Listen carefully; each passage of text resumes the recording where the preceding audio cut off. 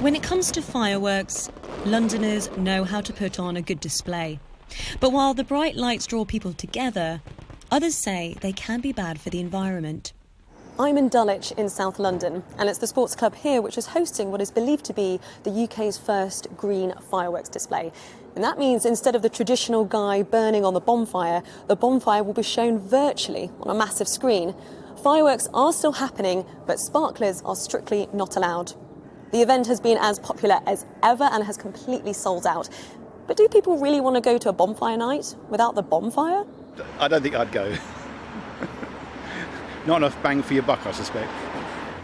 A bonfire on a screen? That's a bit odd, isn't it? Yeah. So you're going to stand there and warm your hands by a screen?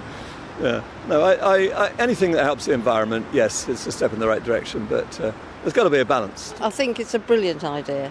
Anything that can help the environment, because presumably if you've got a bonfire going and fireworks, you're releasing pollutants into the air anyway, so that's not a good idea, is it?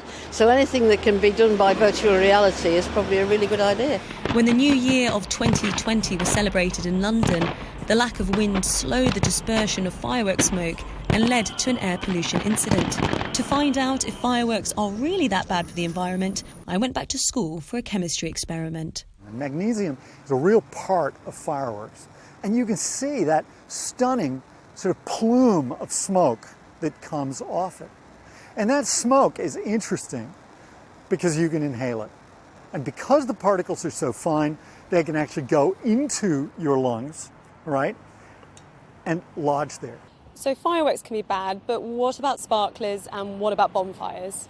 Back in the 1930s, 40s, and 50s, when everyone had a fire, a coal fire at home, the fog in London caused literally thousands of people to die every year. Now, what's interesting is that, again, bonfires are, in a sense, replicating those kinds of conditions, slightly different, but nevertheless producing material which will lodge into people's lungs. We have to remember there are lots of people around who do have lung disease, who have lung problems, and particularly in these times of COVID, who have serious respiratory problems after effects. And so we need to think in a kind of bigger way about the impacts of this.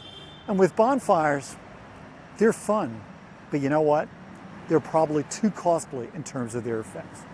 With many countries increasingly turning to drones for their displays, including at this year's Olympics in Tokyo, the future of fireworks may be a little more green. Alice Porter, GB News.